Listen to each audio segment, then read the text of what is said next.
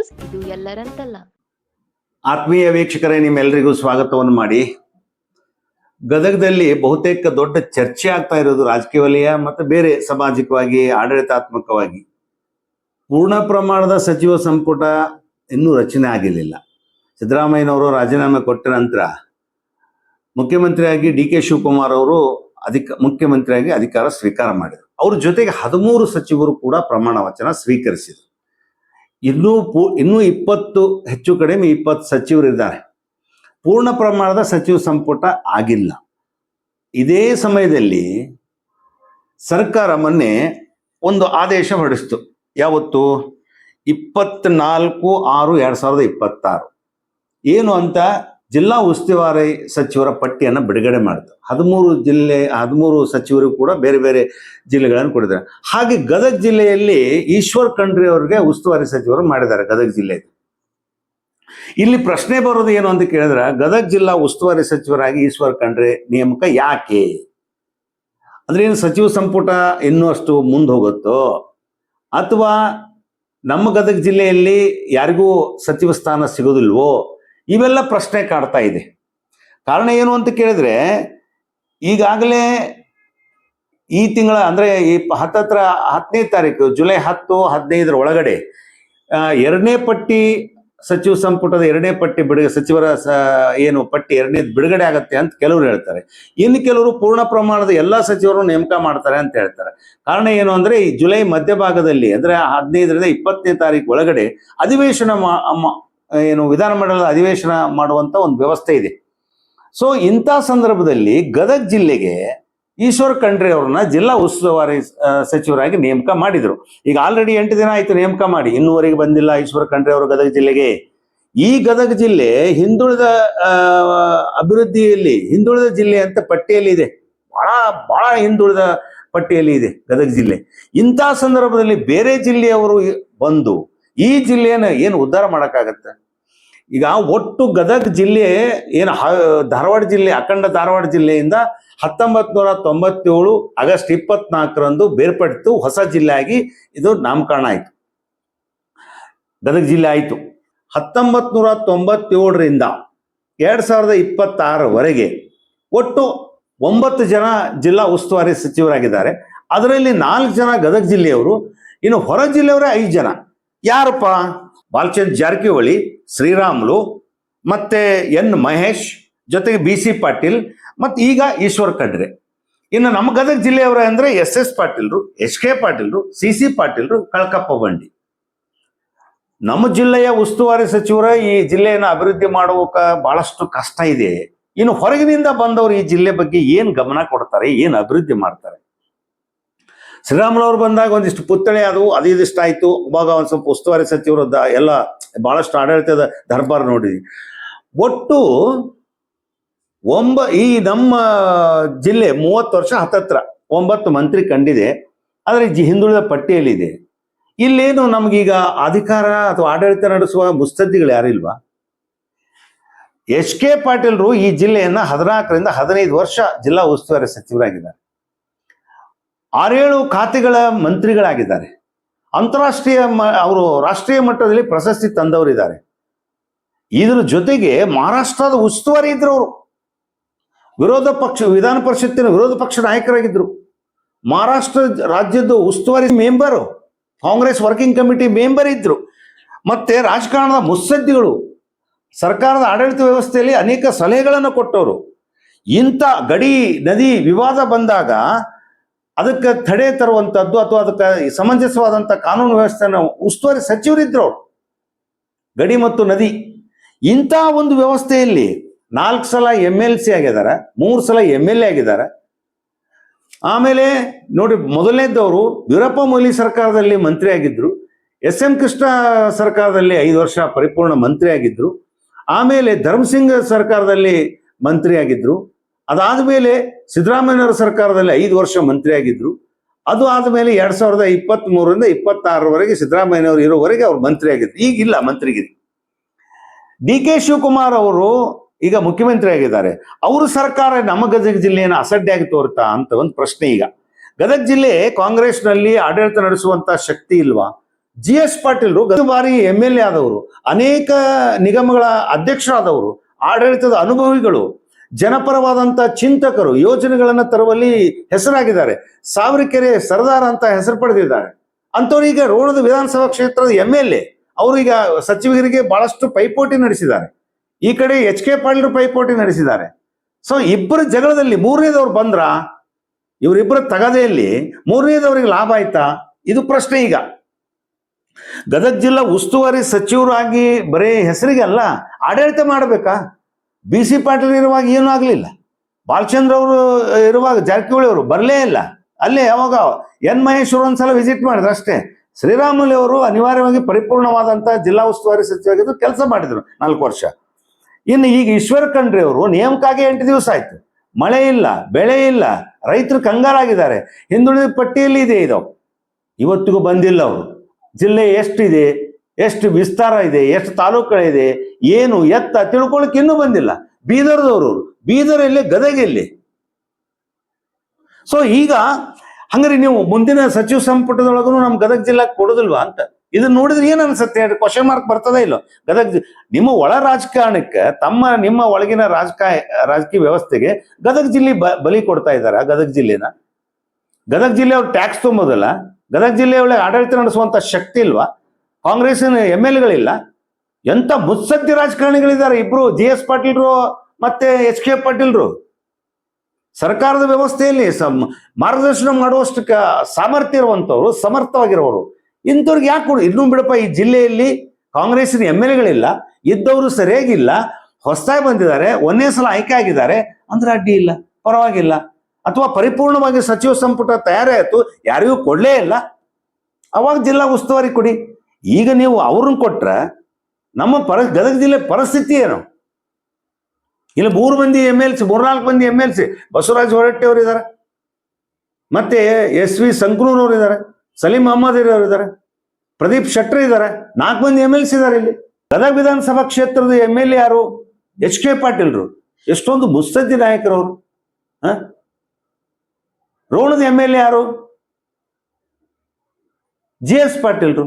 ಸಾವಿರಕೆರೆಯ ಸರ್ದಾರ್ ಅವರು. ಆಡಳಿತದ ಅನುಭವ ಇದೆ. ನಮ್ಮ ಜಿಲ್ಲೆ ಅಂತ ಇರುತ್ತೆ, ನಮ್ಮವ್ರಂತ ಇರುತ್ತೆ. ಹೋಗಿ ಕೇಳಕ್ಕ, ಭೇಟಿ ಆಗಕ್ಕ, ಅವ್ರ ಕೂಡ ಮಾತಾಡಕ್ಕ ಒಂದು ಲೆಟರ್ ಬೇಕಂದ್ರೆ ಜಿಲ್ಲಾ ಮಂತ್ರಿ ಬೇಕು. ಆ ಜಿಲ್ಲಾ ಮಂತ್ರಿ ಬಂದಾಗೆಲ್ಲ ಭೇಟಿ ಆಗೋದು. ಬೀದರ್ಗೆ ಹೋಗಕ್ಕಾಗತ್ತಾ, ಬೆಂಗಳೂರಿಗೆ ಹೋಗಕ್ಕಾಗತ್ತಾ?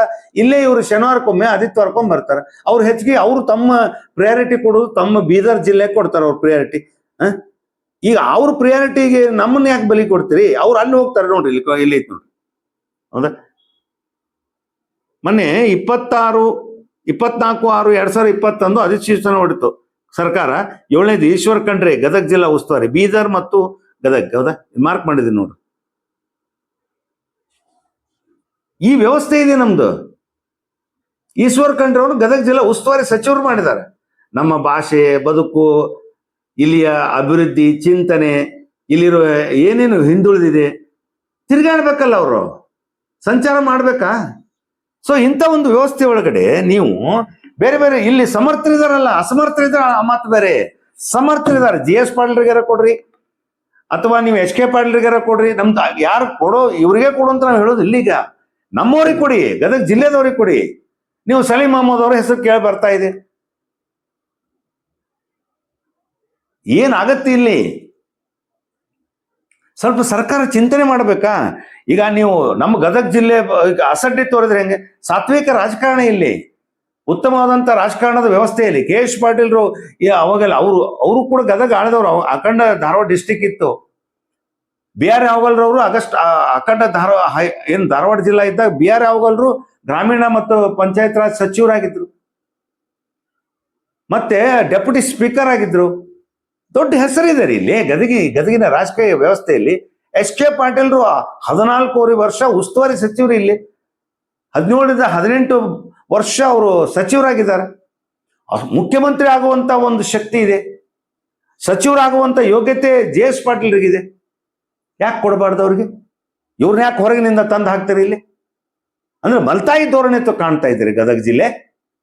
DK ಶಿವಕುಮಾರ್ ಸರ್ಕಾರದಲ್ಲಿ ಗದಗ ಜಿಲ್ಲೆ ಕಿಮ್ಮತ್ತೇ ಇಲ್ಲ, ಗೌರವ ಇಲ್ಲ, ಜನರಿಗೆ ಭಾವನೆಗಳಿಗೆ ಸ್ಪಂದನೆ ಇಲ್ಲ, ಬೆಲೆ ಇಲ್ವಾ? ಪಾದಯಾತ್ರೆ ಮಾಡ್ತಾ ಇದ್ದಾರೆ, ಸ್ಟ್ರೈಕ್ ಮಾಡ್ತಾ ಇದ್ದಾರೆ. ಅವ್ರು ಬಿಟ್ಟು ಇನ್ಯಾರಿಗೆ ಕೊಡ್ತೀರಿ ನೀವು? ಈ ಯಾರೋ ಜಿಲ್ಲಾ ಉಸ್ತುವಾರಿ ಮಂತ್ರಿ ಹಾಕಿದ್ರಿ, ಸರಿ ಅವ್ರು ಬರ್ತಾ ಇಲ್ಲ, ಕೇಳ್ತಾ ಇಲ್ಲ, ನೋಡ್ತಾ ಇಲ್ಲ. ನಮ್ಮ ಅಳಲು ತಿಳ್ಕೊಳ್ಳೋರು ಯಾರು? ಸರ್ಕಾರ ಅಂದ್ರೆ ಏನು? ಮನೆ ಬಾಗಿಲಿಗೆ ಸರ್ಕಾರ ಅಂತೀರಿ, ಅಧಿಕಾರ ವಿಕೇಂದ್ರೀಕರಣ ಅಂತೀರಿ, ಎಲ್ಲಿ ಅವ್ರನ್ನ ತಂದು ಇಲ್ಲಿ ಹಾಕ್ತೀರಿ. ಮತ್ತೆ ನಮ್ಮ ಜಿಲ್ಲೆ ಅಭಿವೃದ್ಧಿ ಯಾವಾಗ? ಹಿಂದುಳಿದ ಪಟ್ಟಿಯಲ್ಲಿದೆ. ಆಡಳಿತ ವ್ಯವಸ್ಥೆ ನೋಡಿ ಬರ್ರಿ, ಗದಗ ಜಿಲ್ಲೆ ಆಡಳಿತ ವ್ಯವಸ್ಥೆ ಸ್ವಚ್ಛಂದವಾದದ್ದೇ. ಅಧಿಕಾರಿ ಬೇಕಾಬಿಟ್ಟು ತಮ್ಗೆ ತಿಳಿದಿದ್ದೇ ಮಾಡುವಂತ ಪರಿಸ್ಥಿತಿ ಬಂದಿದೀಗ. ಯಾಕಂದ್ರೆ ಜಿಲ್ಲಾ ಉಸ್ತುವಾರಿ ಸಚಿವ ಹಾಕಿದವ್ರು ಬಂದಿಲ್ಲ. 8 ದಿನ ಈಗ 24/6/2026 ಸರ್ಕಾರ ಅಧಿಸೂಚನೆ ಹೊರಡಿಸಿದೆ ಜಿಲ್ಲಾ ಉಸ್ತುವಾರಿ ಸಚಿವರನ್ನ. ಅದರಲ್ಲಿ ಬೀದರ್ ಮತ್ತು ಗದಗಿಗೆ ಈಶ್ವರ್ ಖಂಡ್ರೆ ಅವ್ರಿಗೆ ಕೊಟ್ಟಿದ್ದಾರೆ. ಅವ್ರು ಇನ್ನೂ ಬಂದಿಲ್ಲ.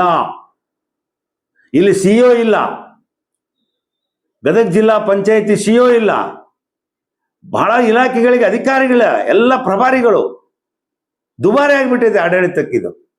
ಇಂಥ ಒಂದು ಮತ್ತೆ ಗದಗ ಜಿಲ್ಲೆ ಪೂರ್ತಿ ಪರಿಪೂರ್ಣವಾದಂತಹ ಒಂದು ವ್ಯವಸ್ಥೆಯಲ್ಲಿ ಹಿಂದುಳಿದ ಪಟ್ಟಿಯಲ್ಲಿ ಬಂದಿದೆ. ಅದು ನಿಮ್ಗೆ ಗೋವಿಂದರಾವ್ ವರದಿ ನೋಡಿದ್ರೆ ಗೊತ್ತಾಗತ್ತೆ. ಸೊ ಇಂಥ ಸಂದರ್ಭದಲ್ಲಿ ಬೇರೆದವರಿಗೆ ಅಧಿಕಾರ ಕೊಟ್ರೆ, ಇಲ್ಲಿ ಉಸ್ತುವಾರಿ ಸಚಿವರು ಮಾಡಿದ್ರೆ ಅವ್ರು ಎಲ್ಲಿ ಯಾವಾಗ ಬರಬೇಕು? ತಮ್ಮ ಬೀದರ್ಗೆ ಎಲ್ಲಿ ಹೋಗ್ಬೇಕು? ಅವ್ರನ್ನ ಎಲ್ಲಿ ಆಯ್ಕೆ ಮಾಡ್ತಾರೋ ಅಲ್ಲಿ ಹೆಚ್ಚು ಪ್ರಾಶಸ್ತ್ಯ ಕೊಡ್ತಾರ ಅವರು. ಇಲ್ಲಿ ಎಲ್ಲಿ ಕೊಡ್ತಾರ ಅವರು? ಯಾಕಂದ್ರೆ ಇದು ಎಷ್ಟೇ ಇದ್ರು ಗೆಸ್ಟ್ ಇದ್ದಂಗೆ ಇಲ್ಲಿ ಅವರು. ಸೊ ಈಗ ಸರ್ಕಾರ ಯಾವಾಗಲೂ ಚಿಂತನೆ ಮಾಡಬೇಕು. ಆಯಾ ಜಿಲ್ಲಾದೊಳಗೆ ಎಲ್ಲಪ್ಪ ಆ ಪಕ್ಷದ ಶಾಸಕರಿಲ್ಲ, ಅನುಭವಿ ಶಾಸಕರಿಲ್ಲ, ಮುತ್ಸದ್ದಿ ಆಡಳಿತದ ಸಮರ್ಥತೆ ಇರುವಂತವರಿಲ್ಲ, ಹೊಸದಾಗಿ ಆಯ್ಕೆ ಆಗಿದ್ದಾರೆ, ವಯಸ್ಸಾಗಿಲ್ಲ, ಹೆಂಗಿದ್ದಾರೆ, ಅವ್ರಿಗೇನೋ ಇನ್ನೂ ರಾಜಕೀಯ ಅನುಭವ ಇಲ್ಲ, ಏನು ಗೊತ್ತೇ ಇಲ್ಲ, ಅಥವಾ ಹಿಂಗಾದ್ರೆ ಪರವಾಗಿಲ್ಲ. GS ಪಾಟೀಲ್ರು 4-5 ಬಾರಿ ಶಾಸಕರಾಗಿದ್ದಾರೆ, ಈಗೂ ಶಾಸಕರಿದ್ದಾರೆ ರೋಡ್ ವಿಧಾನಸಭಾ ಕ್ಷೇತ್ರಕ್ಕೆ. ಮತ್ತೆ ಸಚಿವ ಸ್ಥಾನಕ್ಕೆ ಪೈಪೋಟಿ ಮಾಡ್ತಾ ಇದ್ದಾರೆ. ಅನೇಕ ನಿಗಮಗಳಿಗೆ ಅವರು ಆಡಳಿತವನ್ನು ಮಾಡಿದವರು, ಅಭಿವೃದ್ಧಿ ಪರ ಚಿಂತಕರಿದ್ದಾರೆ. ಅವ್ರ ಜೊತೆಗೆ SK ಪಾಟೀಲ್ ಇದ್ದಾರೆ, ಮೇನು CWC ಮೆಂಬರ್ ಅವರು.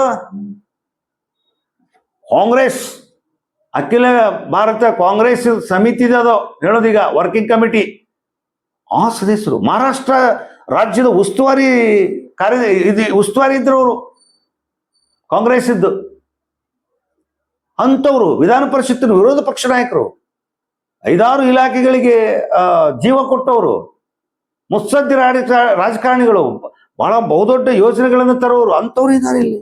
ಇಂಥವ್ರನ್ನ ಬಿಟ್ಟು ನೀವು ಈಗ ಏನಾಗಿದೆ, ಇಬ್ಬರು ಜಗಳ, ಮೂರನೇದರ ಲಾಭ ಅನ್ನುವಂಥ ಪರಿಸ್ಥಿತಿ ಬಂದಿದೆ. ಸರ್ಕಾರ ಇದನ್ನ ಲಾಭ ತಗೊಂಡ್ರು, ಬೇಡಾದಾಗ ತಮ್ಮ ಶತ್ರು ಮಿತ್ರ ಆದ್ರು ಅನ್ನೋಂಗ ಆಗ್ಬಿಡ್ತಿದೆ.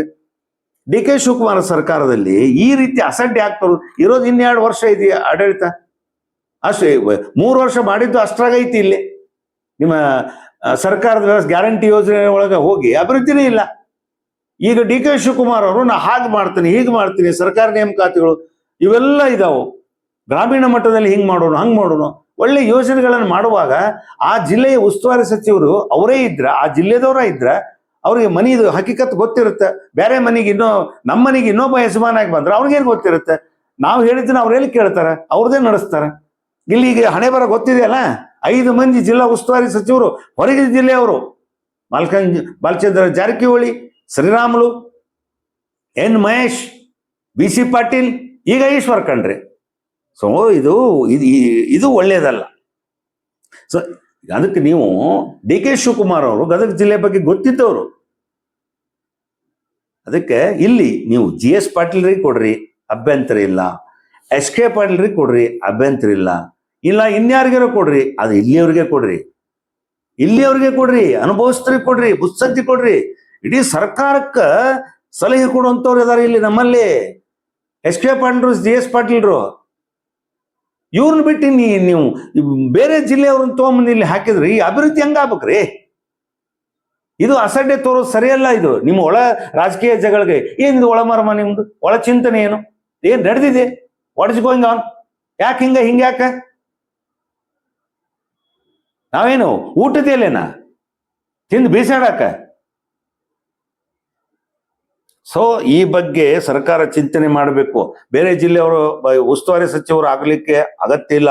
ಮತ್ತೆ ದೊಡ್ಡ ಪ್ರತಿಭಟನೆ ಆಗ್ತಾವು, ಹೋರಾಟಕ್ಕೆ ಇಳಿತಾರೆ ಜನ, ಕಂಟ್ರೋಲ್ ಆಗುದಿಲ್ಲ. ಸುಮ್ಮನೆ ನೀವು ಕಿರಿಕಿರಿ ಮಾಡ್ಕೊಳ್ಳೋದು ಸರ್ಕಾರ. ಇದ್ರೊಳಗೆ ನೀವ ಗೊಂದಲ, ನೀವೇ ಸೃಷ್ಟಿ ಮಾಡೋದೆಲ್ಲ ಆ ಜಿಲ್ಲೆದವ್ರಿಗೆ ಕೊಟ್ಟು ಅವ್ರಿಗೆ ನೀವು ಬೇಕಾದ್ರೆ ಕಠಿಣವಾದಂತ ಒಂದು ಚಿಂತನೆ ಮಾಡಕ್ ಹೇಳಿ ಅಭಿವೃದ್ಧಿ ಪರ ಹಿಂಗಾಗಬೇಕು, ಹಿಂಗೆ ಅಭಿವೃದ್ಧಿ ಮಾಡಬೇಕು, ಆಡಳಿತ ವ್ಯವಸ್ಥೆಯಲ್ಲಿ ನಿಮ್ಮ ಸ್ವಂತಿಕೆ ಸ್ವಾರ್ಥ ಬಿಡಬೇಕು, ನಿಮಗೆ ಬೇಕಾದವರ ಅಧಿಕಾರಿಗಳನ್ನು ಇಟ್ಕೊಳ್ಳೋದಲ್ಲ, ಹೊರಗಾಕ್ರೆ ಅವ್ರನ್ನ. ನಾಲ್ಕು 5 ಇಲಾಖೆ ಇಟ್ಕೊಂಡವರು ತೇಗ್ತಾ ಇದ್ದಾರೆ. ಅವರು ಉಸಿರಾಡಕ್ಕಾಗೋದಿಲ್ಲ, ಹಂಗೆ ಅಧಿಕಾರಿಗಳಾಗ್ಯಾರ. ಇನ್ನು ಕೆಲವ್ರಂತರೂ ಜುಗಾರಿ ಇಸ್ಪೇಟೆ ಎಲ್ಲ ಆಡ್ತಾವು. ಹೇಳ್ತೀನಿ ನಿಮಗ, ಹಿಂಗೈತೆ ಆಡಳಿತದ ವ್ಯವಸ್ಥೆ. ಅಂತ ಸಂದರ್ಭದಲ್ಲಿ ನೀವು ಬೇರೆ ಜಿಲ್ಲೆಯವ್ರನ್ನ ತಗೊಂಡು ಬಂದು ಇಲ್ಲಿ ಜಿಲ್ಲಾ ಉಸ್ತುವಾರಿ ಸಚಿವರನ್ನ ಮಾಡಿದ್ರ ಗದಗ ಜಿಲ್ಲೆ ಉದ್ಧಾರ ಆಗಂದ್ರೆ ಏನಾಗತ್ತೆ? ಏನು ಅಭಿವೃದ್ಧಿ ಆಗತ್ತೆ? 7 ತಾಲೂಕುಗಳಿದಾವೆ ಇಲ್ಲಿ. ಹೊಸ 2 ತಾಲೂಕುಗಳು, ಗಜೇಂದ್ರಗಡ ಮತ್ತು ಲಕ್ಷ್ಮೇಶ್ವರ, ಅವಕ್ಕಿನ್ನೂ ಅಭಿವೃದ್ಧಿ ಇಲ್ಲ. ಮುಂಡ್ರಿಗೆ ಹಿಂದುಳಿದ ಪ್ರದೇಶ, ಅವು ಅಭಿವೃದ್ಧಿ ಇಲ್ಲ.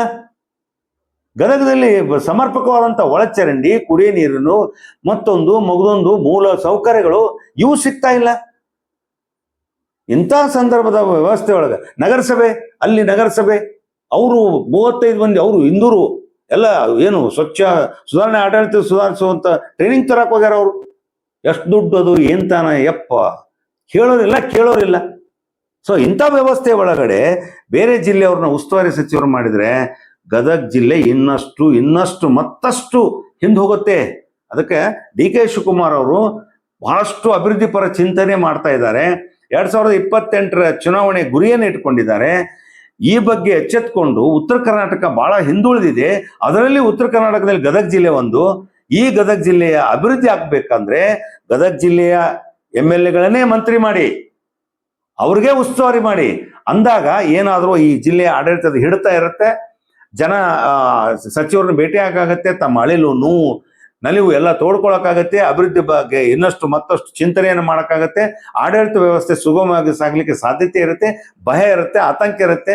ಶನಿವಾರ ಆದಿತ್ಯವಾರ ಇಲ್ಲಿ ಬರ್ತಾರೆ, ಸೂಟಿ ಇದ್ದಾಗ ಬರ್ತಾರೆ, ಪದೇ ವಿಸಿಟ್ ಮಾಡ್ತಾರೆ. ಆಡಳಿತವನ್ನ ಆಮೇಲೆ ಅಧಿಕಾರಿಗಳಿಗೆ ಒಂದು ಹಿಡಿತ ಇರುತ್ತೆ. ಅಧಿಕಾರಿಗಳು ಅವರು ಕೂಡ ಸ್ವಲ್ಪ ಇಲ್ಲಿ ಬೇರೆದವ್ರು ಬಂದ್ರೆ ಬೇರೆದವ್ರ ಹಂಗೆ ನೋಡ್ತಾರೆ. ಏನಾಗತ್ತೆ? ಸುಗ್ಗಿಗೆ ಬಂದಂಗಾಗತ್ತೆ. ಇದು ಒಳ್ಳೇದಲ್ಲ. ಇದು ಸುಗ್ಗಿ ಆಡಳಿತ ಬೇಡ ನಮ್ಗೆ. ಸುಗಮ ಆಡಳಿತ ಬೇಕು, ಸುಧಾರಣೆ ಆಡಳಿತ ಬೇಕು, ಸಮೃದ್ಧ ಆಡಳಿತ ಬೇಕು, ಸಮಾಧಾನದ ಆಡಳಿತ ಬೇಕು. ಸ್ವಾರ್ಥಪರಿತ ಆಡಳಿತ, ಸುಗ್ಗಿ ಆಡಳಿತ ನಮ್ಗೆ ಅಗತ್ಯ ಇಲ್ಲ. ಅವ್ರು ಏನ್ ಮಾಡ್ತಾರೆ ಯಾರಿಗೂ ಗೊತ್ತು. ಬಂದವರು ಈಗ ಅಧಿಕಾರಿಗಳು ಬಂದಿರ್ತಾರಲ್ಲ, ಕೆಲವರು ಲೂಟಿ ಮಾರ ತಗೊಂಡೋಗೋರು, ಹತ್ಕೊಂಡೋಗೋರು. ಸುಗ್ಗಿ ಹಬ್ಬದ ಒಂದು. ಅದಕ್ಕೆ ಇಲ್ಲಿನೂ ಕೂಡ ಅದನ್ನ ಮಾಡಬೇಡ್ರಿ, ಜನ ಮಬ್ಬಾಕ್ತಾರ. ಸುಧಾರಣೆ ಆಗಬೇಕು ಅಂದ್ರೆ ಗದಗ ಜಿಲ್ಲೆಯವರೇ, ಅವ್ರು HK ಪಾಟೀಲ್ ಇರಲಿ, GS ಪಾಟೀಲ್ ಇರಲಿ, ಅವ್ರಿಗೆ ಕೊಡ್ಬೇಕು ನೀವು ಉಸ್ತುವಾರಿ ಸಚಿವರನ್ನ. ಇಲ್ಲಿ ಅವ್ರನ್ನೇ ಮಾಡಬೇಕು. ಇದು ಜನರ ಅಭಿಪ್ರಾಯ. ಈ ಅಭಿಪ್ರಾಯ ಸರ್ಕಾರ ತಿಳ್ಕೋಬೇಕು, ಮುಖ್ಯಮಂತ್ರಿಗಳು ಈ ಬಗ್ಗೆ ಗಮನ ಕೊಡಬೇಕು, ಹೈಕಮಾಂಡ್ ಕೂಡ ಚಿಂತನೆ ಮಾಡಬೇಕು. ಆಯಾ ಜಿಲ್ಲಾ ಉಸ್ತುವಾರಿ ಸಚಿವರೇ ಆಗ್ಬೇಕು, ಜಿಲ್ಲೆಯವರೇ ಇರಬೇಕು. ಅಂದಾಗ ಉತ್ತಮ ಆಡಳಿತ ಸಿಗ್ಲಿಕ್ಕೆ ಸಾಧ್ಯ. ಆಸ್ಕ್ ನ್ಯೂಸ್ ಇದೆಲ್ಲರಂತಲ್ಲ, ನಿಮ್ಮ ನಮಸ್ಕಾರ.